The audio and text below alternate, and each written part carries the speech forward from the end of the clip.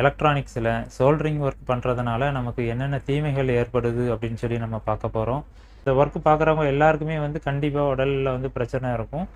அப்போ அது போக அதிகமாக பாதிக்கப்படுறது யார் அப்படின்னு பார்த்தீங்கன்னாக்க இந்த ஆடியோ டெக்னீஷியன் தான்.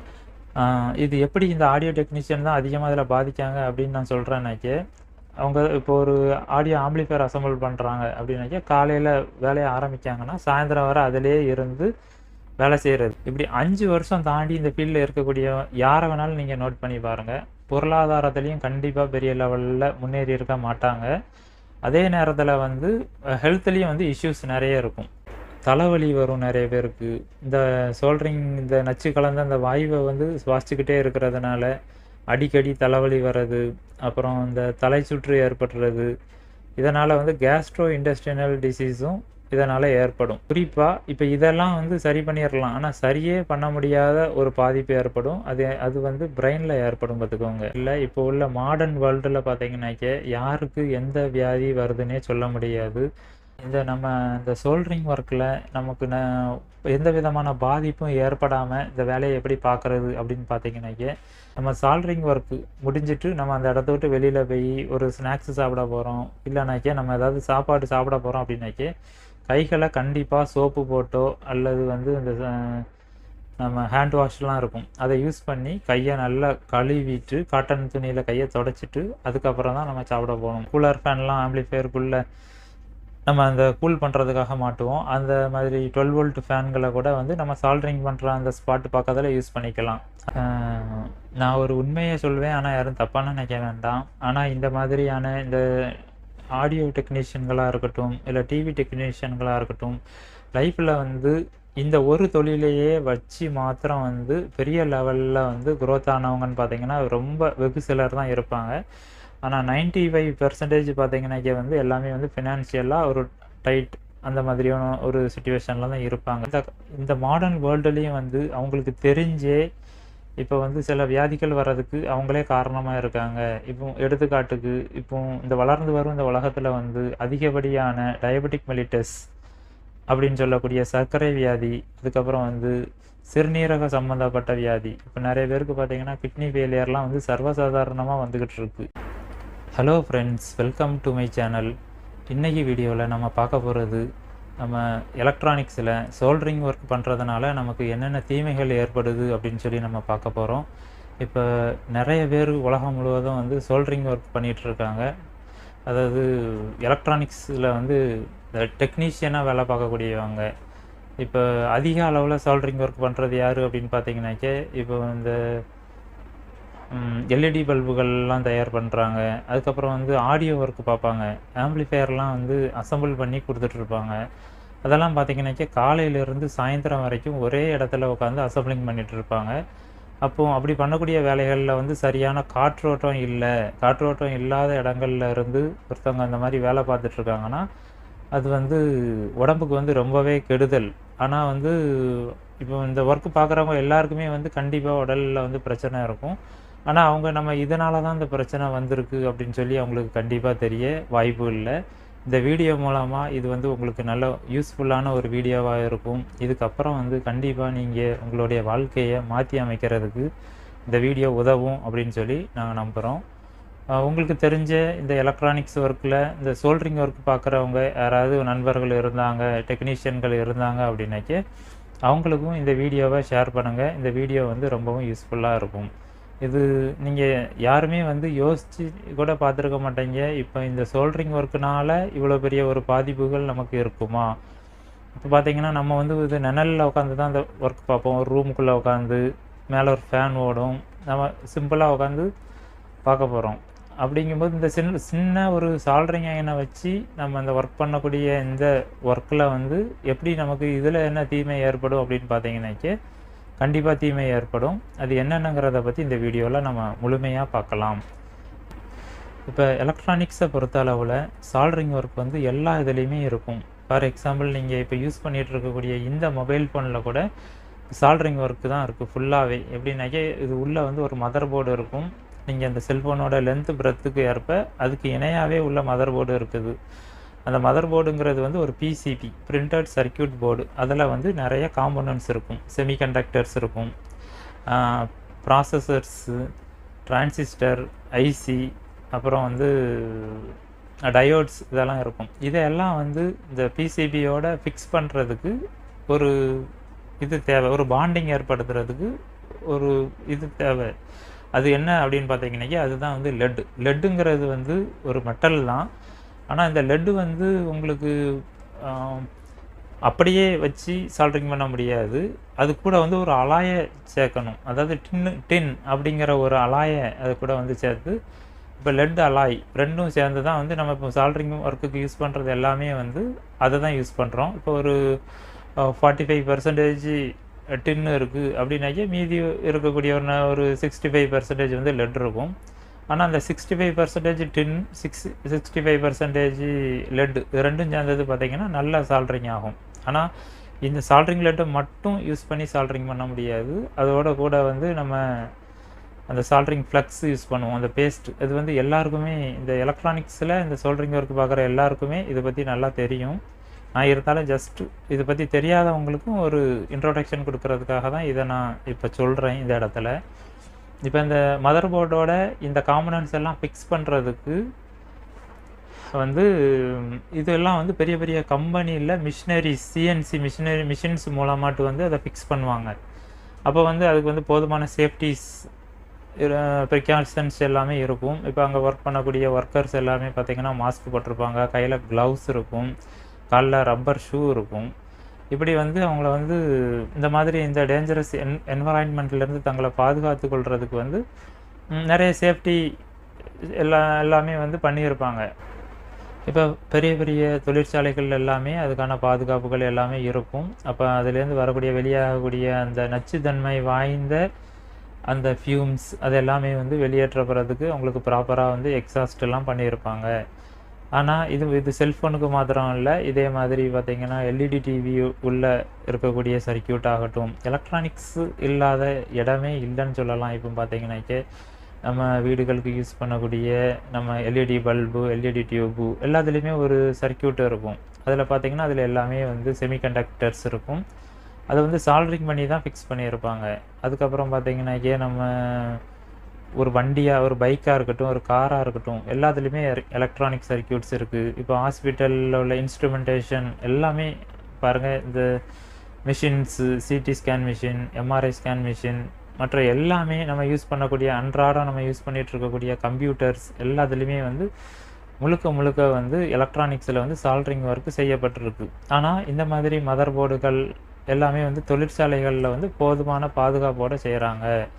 ஆனால் இப்போ நம்ம அதை பற்றி நம்ம இந்த வீடியோவில் பார்க்க போகிறது இல்லை. நம்ம பார்க்க போகிறது என்னன்னாக்கே, நம்ம டெக்னீஷியன்கள் நம்ம வந்து சால்ட்ரிங் பண்ணுறதுனால ஏற்படக்கூடிய அவங்களுடைய உடம்புக்கு ஏற்படக்கூடியதான அந்த கேடுகளை, அது என்னென்ன பக்க விளைவுகளை நமக்கு ஏற்படுத்துது அப்படிங்கிறத பற்றி பார்க்க போகிறோம். இதை பற்றி நீங்கள் நெட்லலாம் சர்ச் பண்ணி பார்த்தீங்கன்னாக்கே பெரிய லெவலில் எந்த தகவல்களும் இல்லை. ஆனால் லெட் டாக்ஸிசிட்டின்னு சொல்லிட்டு இருக்குது. அதாவது நம்ம சால்ட்ரிங், அதாவது நார்மலாக உள்ள லெட்டு வேறு, இது வந்து நம்ம சால்ட்ரிங்கு யூஸ் பண்ணக்கூடிய இந்த லெட், இது வந்து இதில் வந்து மெட்டல் வித் அலாய், இது வந்து ஒரு மெட்டல் அலாயின்னு தான் சொல்லலாம். ஏன்னா இதில் டின் அப்படிங்கிற ஒரு அலாய் வந்து இதில் சேர்ந்துருக்கு. அப்போ இந்த சால்ட்ரிங்கு யூஸ் பண்ணக்கூடிய இந்த லெட்டு, அப்புறம் வந்து இந்த பேஸ்ட், சால்ட்ரிங் பேஸ்ட், இது ரெண்டும் நம்ம யூஸ் பண்ணுறதுனால அது நம்மளுடைய வாழ்க்கையோடைய முன்னேற்றத்தை எப்படி தடுக்குது, அதாவது நம்மளுடைய ஹெல்த்தை பாதிக்கிறது மட்டும் இல்லை, அது வந்து கண்டிப்பாக நம்மளோட ஸ்பிரிச்சுவலையும் பாதிக்கும். ஸ்பிரிச்சுவலுங்கிறது வந்து ஆன்மீகம் சார்ந்தது மட்டும் இல்லை, அதையும் தாண்டி இந்த பிரபஞ்சத்தோடு நம்மளை இணைக்கக்கூடிய ஒரு சக்தி. அதாவது அது எப்படின்னாக்கா, நம்ம வந்து நம்மளோட மனம் வந்து ஒரு அமைதலாக இல்லாத சூழ்நிலையில், அதாவது நம்ம ஒரு மனதை வந்து ஒருநிலைப்படுத்த முடியாத ஒரு சூழ்நிலையில் நம்ம ஒரு வேலையை செஞ்சோம் அப்படின்னாக்கே, அந்த வேலையில் வந்து நமக்கு கண்டிப்பாக முன்னேற்றம் இருக்காது. நம்ம ஒரு வேலையை வந்து ரொம்ப ஆர்வத்தோடையும் அதை நல்ல மனமகிழ்ச்சியோடையும் செஞ்சு அதில் ஒரு திருப்தி, நமக்கு முழு திருப்தி இருந்ததுன்னா அந்த வேலையில் கண்டிப்பாக முன்னேற்றம் இருக்கும். ஆனால் நான் சொல்கிறது நீங்கள் நல்லா கவனித்து பாருங்கள். இந்த ஆடியோ லைனில் இல்லை வீடியோ லைனில் டிவி சர்வீஸ், உங்களுக்கு தெரிஞ்ச நீங்கள் டிவி மெக்கானிக் சொல்வீங்க, இல்லை ரேடியோ மெக்கானிக்னு சொல்வீங்க. ஆனால் ஆக்சுவலாக டிவி மெக்கானிக், ரேடியோ மெக்கானிக்லாம் கிடையாது. கார் மெக்கானிக், பைக் மெக்கானிக், அதாவது மெக்கானிக்கல் ஒர்க் பார்க்குறவங்கள தான் மெக்கானிக்கு. ஆனால் இந்த ஃபீல்டில் எலக்ட்ரானிக்ஸில் இருக்கக்கூடியவங்க வந்து மெக்கானிக் கிடையாது, இது வந்து டெக்னிக்கல் ஒர்க்கு. அதனால் வந்து இது நம்ம டெக்னீஷியன் தான் சொல்ல முடியும். இப்போ டிவி டெக்னீஷியன், ஆடியோ டெக்னீஷியன் இந்த மாதிரி சொல்ல முடியும். இப்படி ஆடியோ டெக்னீஷியன், டிவி டெக்னீஷியன் இப்படி பல, அப்புறம் மொபைல் டெக்னீஷியன் இப்படி இருந்தாலும், இத்தனை நிறைய குரூப் ஆஃப் டெக்னீஷியன் இருந்தாலும் இதில் அதிக அளவு பாதிக்கப்படுறது யார் அப்படின்னு பார்த்தீங்கன்னாக்கா இந்த ஆடியோ டெக்னீஷியன் தான். அதாவது இந்த ஹோம் தியேட்டர்ஸ்லாம் அசம்பிள் பண்ணுவாங்க. ஏன்னா இவங்க தான். அப்புறம் இது போக வந்து இந்த சிஎஃப்எல் பல்பில் உள்ள அந்த சோக்கு அதெல்லாம் ரெடி பண்ணுவாங்க, அந்த எலக்ட்ரானிக் சர்க்யூட்டு. இவங்கெல்லாம் வந்து அதிக நேரம் குடிசை தொழில் மாதிரி பண்ணுவாங்க. இப்போ அது முன்னாடி அது இருந்தது, இப்போ வந்து அது கணிசமாக குறைஞ்சிருக்கு. ஏன்னா இப்போ பெரிய பெரிய தொழிற்சாலைகள்லேருந்து ரெடி பண்ணி வரக்கூடிய எல்இடி பல்புகள் தான் வந்து அதிகமாக சேல்ஸ் ஆகுது. ஆனால் ஆரம்ப ஸ்டேஜில் லோக்கலாகவே நிறைய இருந்தது. இப்போ அதெல்லாம் 90% குறைஞ்சிருச்சு. அப்போ அது போக அதிகமாக பாதிக்கப்படுறது யார் அப்படின்னு பார்த்தீங்கன்னாக்க இந்த ஆடியோ டெக்னீஷியன் தான். இது எப்படி இந்த ஆடியோ டெக்னீஷியன் தான் அதிகமாக அதில் பாதிக்காங்க அப்படின்னு நான் சொல்கிறேன்னாக்க, அவங்க இப்போ ஒரு ஆடியோ ஆம்பிளிஃபையர் அசம்பிள் பண்ணுறாங்க அப்படின்னாக்கா காலையில் வேலையை ஆரம்பிக்காங்கன்னா சாயந்தரம் வரை அதிலே இருந்து வேலை செய்கிறது. இப்போவும் இந்த வேலை செய்கிறதுனால இப்போ ஒரு நாள் வேலை செய்கிறதுனால பாதிக்குமா அப்படின்னு கேட்டிங்கன்னாக்கே கிடையாது. இது கண்டினியூஸாக 1 நாள், 2 நாள், 1 வாரம், 1 மாதம், 1 வருஷம், 2 வருஷம், இப்படி 5 வருஷம் தாண்டி இந்த ஃபீல்டில் இருக்கக்கூடிய யாரை வேணாலும் நீங்கள் நோட் பண்ணி பாருங்கள். பொருளாதாரத்துலேயும் கண்டிப்பாக பெரிய லெவலில் முன்னேறி இருக்க மாட்டாங்க. அதே நேரத்தில் வந்து ஹெல்த்லேயும் வந்து இஷ்யூஸ் நிறைய இருக்கும். எப்படின்னு பார்த்தீங்கன்னாக்க இதிலேருந்து இந்த லெட்டுலேருந்து வரக்கூடிய வாயு வந்து அந்த ஃபியூம்ஸ் வந்து அது வந்து அதிக அளவு நச்சுத்தன்மை வாய்ந்தது. அதை வந்து நம்ம ஒரு ஆம்பிளிஃபையரை ஒரு டேபிள் மேலே வச்சு அந்த சர்க்யூட்டுகளை வந்து நம்ம சால்ட்ரிங் பண்ணிக்கிட்டே இருக்கோம் அப்படின்னாக்கே அதிலேருந்து வரக்கூடிய ஃபியூம்ஸ் வந்து நம்மளுடைய சுவாசிச்சுக்கிட்டே தான் இருக்கும். அதை வந்து நம்ம எப்படி தடுக்கிறதுங்கிறத நான் 2வது சொல்கிறேன் இந்த வீடியோவோட கடைசியில். மற்றபடி ஒரு சால்ட்ரிங் நம்ம பண்ணிகிட்ருக்கோம் அப்படிங்கும்போது அதிலேருந்து வரக்கூடிய அந்த ஃபியூம்ஸு சரியான காற்றோட்டம் இல்லை, ஒரு ரூமில் இருக்கும்.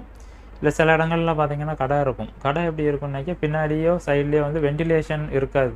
ஃப்ரண்ட்டில் மாத்திரம் ஒரு ஷட்டர் இருக்கும், எந்த ஜன்னலோ எதுவும் இருக்காது. 2 சைடும் மற்ற கடைகளோட ஆக்குபை பண்ணி இருந்திருக்கும். அந்த மாதிரியான சூழ்நிலையில் நிறைய கடைகள் இருக்குது. இப்போ அங்கெல்லாம் இருந்து இந்த ஒர்க்கை பார்க்குறவங்களுக்கு வந்து கண்டிப்பாக இந்த பிரச்சனையோட இந்த சிவியாரிட்டி வந்து ஜாஸ்தியாகவே இருக்கும். எப்படின்னு பார்த்தீங்க அப்படின்னாக்கே அந்த அந்த அதுலேருந்து வரக்கூடிய அந்த புகை வந்து இந்த ரூம் விட்டு வெளியிலே போகாது. அது ஃபுல்லாகவே காலையிலேருந்து சாயந்தரம் வரை உள்ளேயே அடைஞ்சிருக்கும். ரொம்ப குறைவான காற்று வெளியில் உள்ள ஏர் தான் இங்கே வந்து உள்ளே வந்து இந்த கடைக்குள்ளே வரக்கூடிய ஒரு ஆப்ஷன் இருக்கும். அது ஒரு கடையோ ஒரு ரூமோ இல்லை ஏதோ ஒரு பிளேஸ் இருக்கக்கூடிய இடத்துல, நம்ம வேலை செய்யக்கூடிய இடத்துல வந்து வெண்டிலேஷன் சரியில்லை அப்படின்னாக்கே இந்த நம்ம சால்ட்ரிங் பண்ணக்கூடிய இந்த புகை வந்து நம்ம கண்ணுக்கு தெரியாது. அது அந்த ஸ்டார்டிங் பாயிண்ட் மாத்திரம் தான் அந்த ஃபியூம்ஸ் கண்ணுக்கு தெரியும். அப்புறம் அது வந்து டிசால்வ் ஆயிரும். நம்ம அந்த கடைக்குள்ளே இருக்கக்கூடிய அந்த ஏரோட அது அப்படியே கரைஞ்சி காற்றோட காற்றாக இருக்கும்.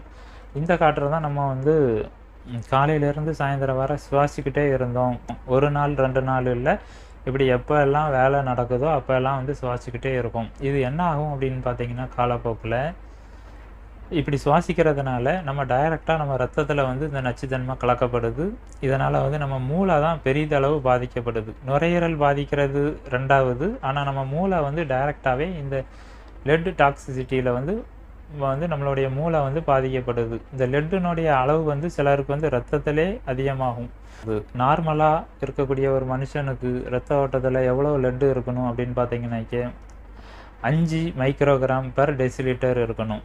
ஆனால் இந்த லெட்டு யூஸ் பண்ணி வேலை பார்க்கக்கூடிய அந்த தொழிற்சாலைகளில் வேலை பார்க்கக்கூடிய தொழிலாளர்களுக்கு வந்து ஒரு 10 ஆண்டுகளுக்கு முன்னக்கூட்டி ஒரு ஆய்வு எடுத்திருக்காங்க. அதில் எவ்வளோ இருந்திருக்கு அப்படின்னு பார்த்தீங்கன்னாக்கே 25 மைக்ரோகிராம் பெர் டெசிலிட்டர் இருந்திருக்கு. நார்மல் வந்து 5 தான், ஆனால் 25 இருந்திருக்கு. ஆனால் இதே மாதிரி தான் நம்ம இந்த ஆடியோ அசம்பிளிங் இது மாத்திரம் இல்லை, பொதுவாகவே வந்து இந்த சோல்டரிங் ஒர்க் அதிக அளவு பார்க்கக்கூடியவங்களுக்கு பார்த்தீங்கன்னாக்கே வந்து லெட்டோட அளவு வந்து எலிவேட்டடாக இருக்கும். இப்படி அது 25 வரை இருக்க வாய்ப்பு இருக்குது. ஆனால் இதையெல்லாம் பார்க்குறதுக்கு நம்ம இடத்துல வந்து லேப் ஃபெசிலிட்டி கரெக்டாக இருக்கான்னு பார்த்தா 100க்கு 90% லேபுகளில் வந்து இந்த லெட்டு டெஸ்ட் பார்க்குறதுக்கான வாய்ப்புகள் வந்து கிடையாது. ஏன்னா வந்து அது ஒரு முக்கியமா கருதவும் மாட்டாங்க. ஆனா இத பத்தி மேக்ஸிமம் இப்போ இந்த வேலை பார்க்குறவங்களுக்கு ஒரு பிரச்சனை இருக்கு. என்னென்ன பிரச்சனை இந்த வேலை பார்க்குறவங்களுக்கு இருக்கு அப்படிங்கிறத வந்து நான் உங்களுக்கு இப்ப சொல்றேன். கண்டிப்பா உங்களுக்கு இந்த பிரச்சனைலாம் இருக்கா அப்படின்னு சொல்லி நீங்க உங்களுக்கே புரியும். இப்ப இதனால இது வந்திருக்கிறதுக்கான வாய்ப்புகள் இருக்குது.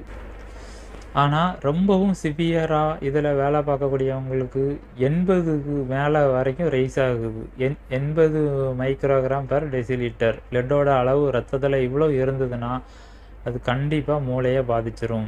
அதனால இது நான் சொல்லக்கூடிய பக்க விளைவுகள், நீங்க அதிக நேரம் நீங்க சால்டரிங் பார்க்குறீங்க அப்படின்னாக்க, நான் சொல்லக்கூடிய பக்க விளைவுகள் உங்களுக்கு இருக்குதா அப்படின்னு சொல்லி செக் பண்ணிக்கோங்க. நான் சொல்லக்கூடிய இந்த பக்க விளைவுகள் உங்களுக்கு இருந்தது அப்படின்னாக்க, அது ஒரு 100க்கு 90% நீங்க செய்ற இந்த வேலையினால வர்றதுக்கான வாய்ப்புகள் இருக்கு. இப்ப இது வந்து நம்ம ஹெல்த்த மட்டும் பாதிக்கிறது இல்ல. இது வந்து நம்மளுடைய ஸ்பிரிச்சுவலையும் பாதிக்கி. அதாவது ஆன்மீகம் கடந்து இந்த இயற்கையோடு நமக்கு உண்டான ஒரு தொடர்ப வந்து தடை பண்றதுக்கு இது வந்து இருக்கு. ஏன்னா, அந்த இயற்கையோட உள்ள ஒரு தொடர்பு ஒவ்வொரு மனுஷனுக்கும் கிடைக்கணும்னா, கண்டிப்பா அவனோட மனம் வந்து அமைதியா இருக்கணும்.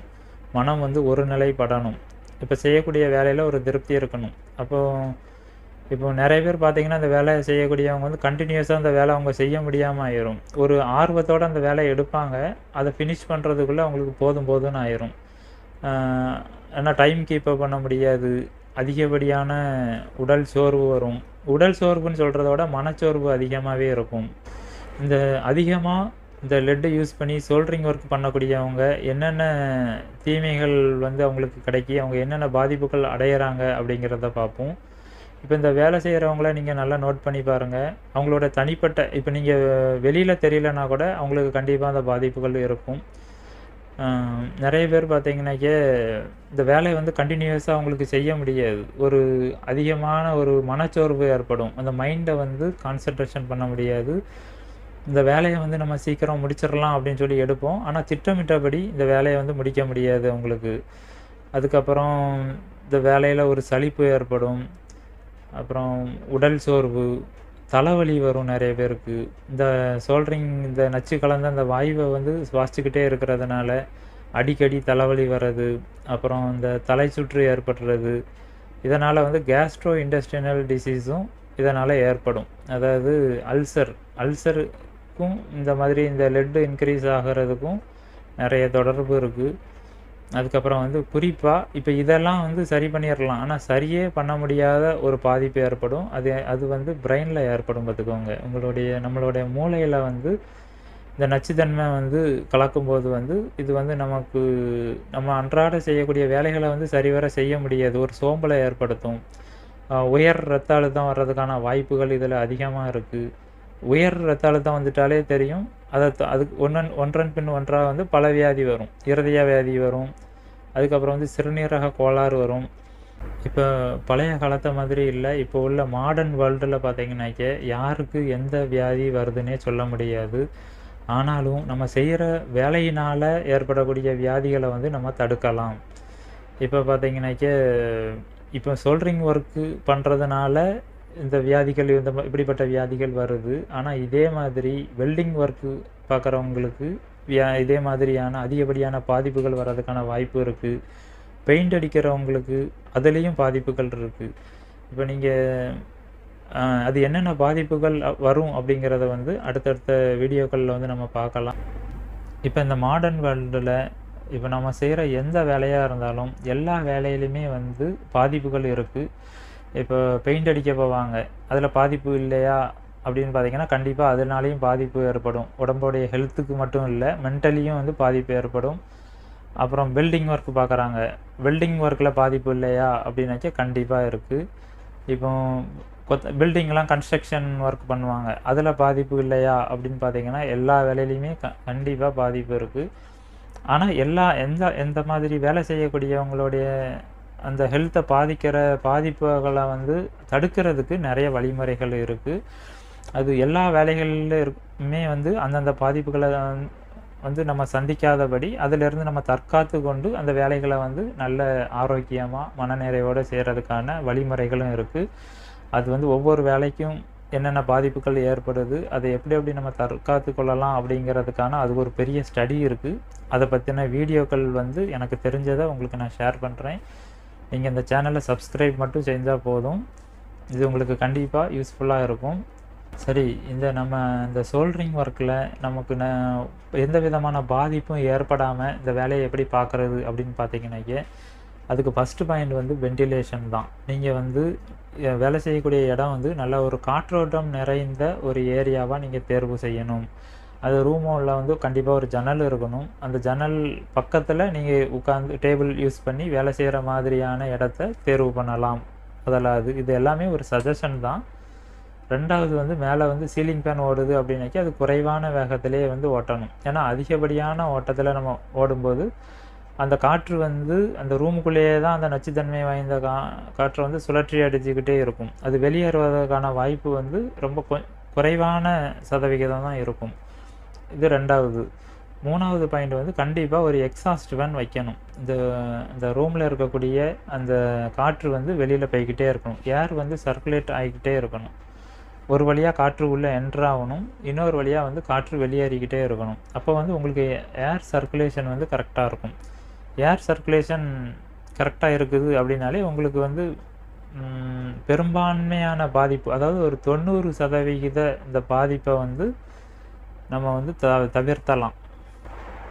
அதுக்கப்புறம் நம்ம சோல்டரிங் ஒர்க் பண்ணும்போது க்ளவுஸ் யூஸ் பண்ணிவிட்டு சோல்டரிங் யூஸ் பண்ணலாம் அப்படின்னாக்கே அது சாத்தியமில்லாதது. ஏன்னா வந்து டெய்லியும் ஒவ்வொரு க்ளவுஸை யூஸ் பண்ணி அதுக்கு வந்து அவ்வளோவா செட் ஆகாது. அதனால் என்ன பண்ணலாம் அப்படின்னாக்கே, நம்ம சால்டரிங் ஒர்க்கு முடிஞ்சிட்டு நம்ம அந்த இடத்த விட்டு வெளியில் போய் ஒரு ஸ்நாக்ஸு சாப்பிட போகிறோம், இல்லைனாக்கே நம்ம ஏதாவது சாப்பாடு சாப்பிட போகிறோம் அப்படின்னாக்கே, கைகளை கண்டிப்பாக சோப்பு போட்டோ அல்லது வந்து இந்த நம்ம ஹேண்ட் வாஷ்லாம் இருக்கும், அதை யூஸ் பண்ணி கையை நல்லா கழுவிட்டு காட்டன் துணியில் கையை தொடச்சிட்டு அதுக்கப்புறம் தான் நம்ம சாப்பிட போகணும். ஏன்னா அந்த லெட்டு நம்ம கையில் தொட்டிருப்போம். சோல்டரிங் லெட்டு யூஸ் பண்ணும்போது அந்த சோல்டரிங் லெட்டை கையால் தொடுறதுக்கான சான்சஸ் அதிகமாக இருக்கும். அதுக்கப்புறம் அந்த ஃப்ளக்ஸ் நம்ம கையிலலாம் பட்டிருக்கும். அப்போ இதுக்கு இடையில இதில் இன்னொரு முக்கியமான ஒரு விஷயத்தையும் சொல்ல மறந்துட்டேன். நம்ம சோல்டரிங் ஒர்க் பண்ணும்போது யூஸ் பண்ணக்கூடிய அந்த தின்னர் யூஸ் பண்ணுவோம், அதாவது இந்த ஐபி சொல்யூஷன். அந்த தின்னர் அது வந்து ரொம்ப ஃபாஸ்ட்டாக நம்ம மூக்குக்குள்ளே வந்து சுவாசத்தில் வந்து கலந்து ரத்த ஓட்டத்தில் கலக்கும். அது வந்து நுரையீரலை வந்து இரிட்டேட் பண்ணும். உங்களுக்கே தெரியும், அந்த இதை வந்து சுவாசிக்கும்போது நீங்கள் அந்த தின்னர் யூஸ் பண்ணி அந்த பிசிபியை க்ளீன் பண்ணும்போது உங்களுக்கு ஒரு இரிட்டேஷன் ஏற்படும். நம்ம சுவாசிக்கும்போது அந்த சுவாச பாதையை மூக்கு வழியாக உள்ளே இழுக்கும்போது மூக்குலேயே ஒரு எரிச்சல் ஏற்படும். அதிகப்படியாக சுவாசிச்சிங்கனாக்கே அதை உங்களால் உணர முடியும். இப்போ அதுவும் வந்து நமக்கு கேடு தான். அதனால் இது எல்லாமே வந்து ஒரு நல்ல காற்றோட்டம் உள்ள ஒரு இடங்களில் இதை பண்ணணும். அப்புறம் நம்ம டேபிளில் வச்சு சால்டரிங் பண்ணும்போது நம்ம கொஞ்சம் நம்மளோட அந்த முகத்துக்கும், அதாவது மூக்கில் படுறது மட்டும் இல்லை, வாய் வழியாகவும் நம்ம வந்து ஏரை உள்ளே இழுக்கிறதுக்கான வாய்ப்புகள் இருக்குது. அப்புறம் கண்ணுலையும் அந்த ஃபியூம்ஸ் வந்து படும். அதனால் கண்ணுக்கும் அது பாதிப்பு தான். அதனால் இந்த டேபிளுக்கும் நம்ம முகத்துக்கும் வந்து கொஞ்சம் டிஸ்டன்ஸ் மெயின்டைன் பண்ணி சோல்டரிங் பண்ணணும். இப்போ சிலருக்கு வந்து பார்வை குறைபாடு இருக்குது அப்படிங்கிறதுக்காக கண்ணை வந்து அந்த கிட்ட டேபிள் பக்கத்தில் அந்த பிசிபி பக்கத்தில் ஒட்டி பேச வச்சு சிலர் சால்டரிங் பண்ணுவாங்க. அப்படி பண்ணக்கூடாது. பார்வை குறைபாடுகள் இருந்தால் கூட நம்ம வந்து அதுக்கான பவர் கிளாஸ்கள் போட்டு நம்ம இல்லை ஒரு லென்ஸ் யூஸ் பண்ணியோ ஒரு 1.5 அடி, குறைஞ்சது ஒரு 1.5 அடி டிஸ்டன்ஸ் ஆகுது நம்ம சோல்டரிங் பண்ணக்கூடிய இடத்துக்கும் நம்மளுடைய ஃபேஸுக்கும் இருக்கணும். அந்த மாதிரி வச்சு நம்ம சோல்டரிங் ஒர்க்குகளை வந்து நம்ம வந்து பாதுகாப்பாக பண்ணலாம். அதுக்கப்புறம் டேபிளில் வந்து ஒரு மினி ஃபேன் கூட யூஸ் பண்ணிக்கலாம். இந்த கூலர் ஃபேன்லாம் ஆம்பிளிஃபையருக்குள்ளே நம்ம அந்த கூல் பண்ணுறதுக்காக மாட்டுவோம். அந்த மாதிரி 12 வோல்ட் ஃபேன்களை கூட வந்து நம்ம சால்டரிங் பண்ணுற அந்த ஸ்பாட்டு பக்கத்தில் யூஸ் பண்ணிக்கலாம். அந்த ஃபியூம்ஸோ அந்த கேஸ் அந்த புகை எதுவுமே வந்து நம்ம ஃபேஸை தாக்காதபடி அது கொஞ்சம் டிஸ்டன்ஸ் தள்ளி போகிற மாதிரி அப்படி வச்சு யூஸ் பண்ணிக்கலாம் டேபிளில்.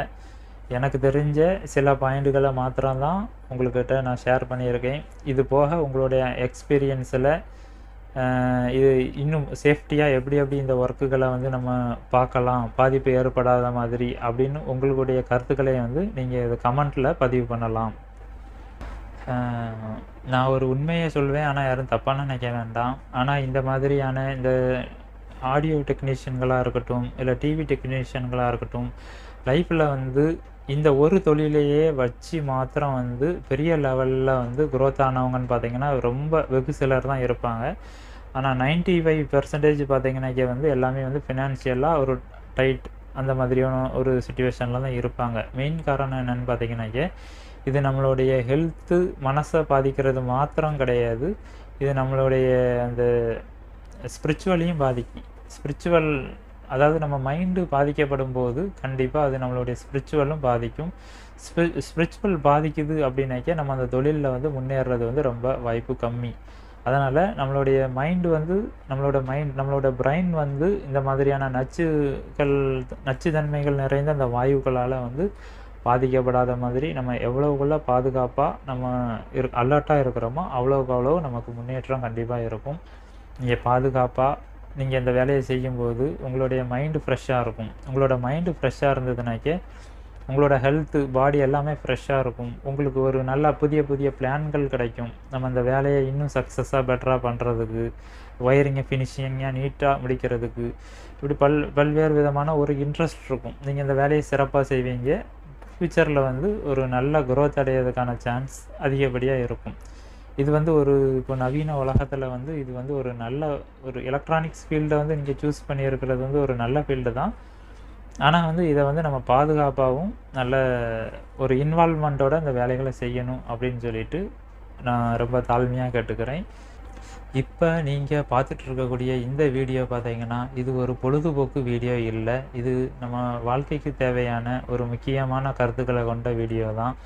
இந்த வீடியோ அதிக அளவில் வந்து ஷேர் பண்ணப்படுமா, இல்லை அதிக அளவில் இந்த யூடியூப் வந்து சம்மந்தப்பட்டவங்களுக்கு இது ரெக்கமெண்டேஷன் பண்ணுவோமா அப்படிங்கிறது எனக்கு தெரியாது. இப்போ இந்த வீடியோ போடுறது நோக்கம் வந்து ஒரு 10 பேராவது, இல்லை ஒரு 20 பேராவது, இல்லை ஒரு 100 பேராவது இதன் மூலமாக வந்து தெரிஞ்சு அவங்களுக்கு வந்து இந்த வீடியோ ஒரு பயனுள்ளதாக இருந்து அவங்களுடைய வாழ்க்கையில் ஒரு பயனை அவங்க அடைஞ்சால் அதுவே வந்து இந்த வீடியோவோட வெற்றி தான். மற்றபடி இந்த வீடியோ போடுறதுனால இது நிறைய 10 மில்லியன் 20 மில்லியன் வியூ போயிடும், இதனால் வந்து நிறைய காசு ஏர்ன் பண்ணலாம் அப்படிங்கிற நோக்கத்தோடு இந்த வீடியோ நான் போடலை. ஒவ்வொருத்தவங்களுக்கு வந்து ஒரு ஹாபி இருக்கும், ஒவ்வொரு இன்ட்ரெஸ்ட் இருக்கும். இப்போ எனக்கு பார்த்தீங்கன்னாக்கே பெரிய லெவலில் இந்த மாதிரியான இந்த சினிமா பார்க்குறது, அப்புறம் இந்த அரசியல் சார்ந்த இந்த மாதிரியான ஒரு ஆர்வம் கிடையாது. எனக்கு என்ன பொறுத்தளவில் சரி ஏதாவது ஒரு நல்ல விஷயம் பண்ணணும், அப்போ நம்ம டைரெக்டாக போய் எப்படி பண்ணுறது, இந்த வீடியோ மூலமாக நமக்கு தெரிஞ்ச விஷயங்களை ஷேர் பண்ணலாம் அப்படிங்கிற ஒரு நோக்கத்தில் தான் இந்த வீடியோ வந்து நான் வந்து இப்போ ரெக்கார்ட் பண்ணிகிட்ருக்கேன். இந்த வீடியோ உங்களுக்கு கண்டிப்பாக யூஸ்ஃபுல்லாக இருந்தது அப்படின்னாக்கே இதை லைக் பண்ணுங்கள். இல்லை இந்த வீடியோ ஒரு பிரயோஜனம் இல்லாத ஒரு வெற்றி வீடியோவாக நீங்கள் உணர்ந்தீங்கன்னா டிஸ்லைக் பண்ணுங்கள். மேலும் நீங்கள் இது மாதிரியான வீடியோக்கள் இப்போ நான் வந்து எலக்ட்ரானிக்ஸில் இந்த சோல்டரிங் ஒர்க் பண்ணுறது சம்மந்தமான ஒரு வீடியோவை நான் இப்போ பதிவு பண்ணியிருக்கேன். இது மாதிரி நிறைய ஸ்டடீஸ் இருக்குது. ஒவ்வொரு ஒர்க்குக்குமே வந்து ஒவ்வொரு ஸ்டடீஸ் இருக்குது. எனக்கு தெரிஞ்ச நான் படித்த அந்த ஸ்டடீஸ் மூலமாட்டு எந்தெந்த ஒர்க்கில் என்னென்ன சேஃப்டிஸ் நம்ம யூஸ் பண்ணி அந்த வேலைகளை வந்து பாதுகாப்பாக நமக்கு பிரச்சனை இல்லாமல் பண்ணலாம் அப்படிங்கிறத வந்து உங்களுக்கு ஷேர் பண்ணுறேன். அடுத்தடுத்த வீடியோக்களில் அதை நீங்கள் பார்க்கலாம்.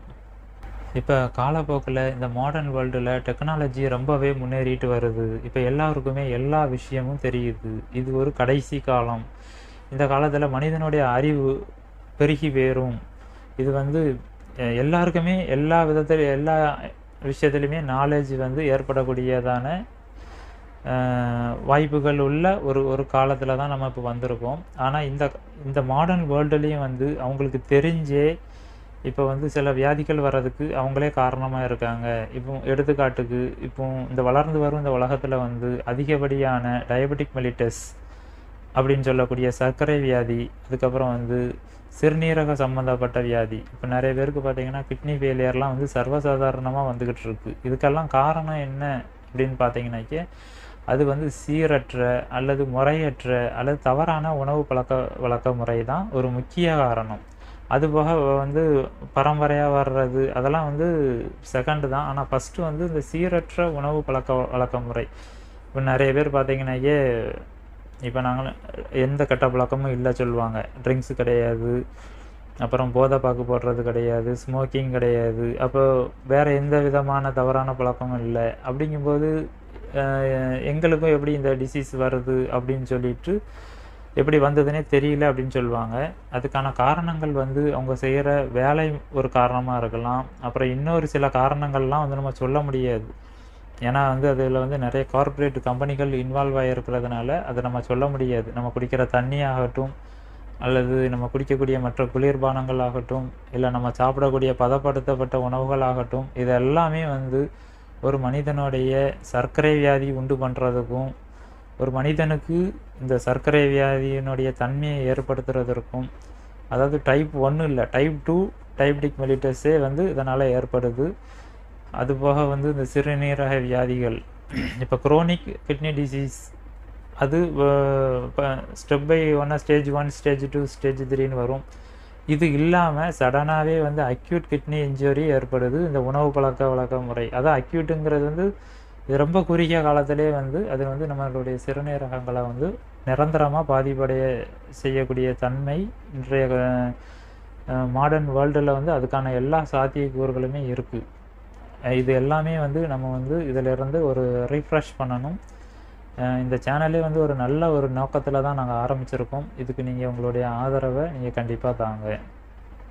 மற்றும் மீண்டும் மற்றொரு வீடியோவில் சந்திப்போம். அதுவரை நான் ஜோசப். பபாய்.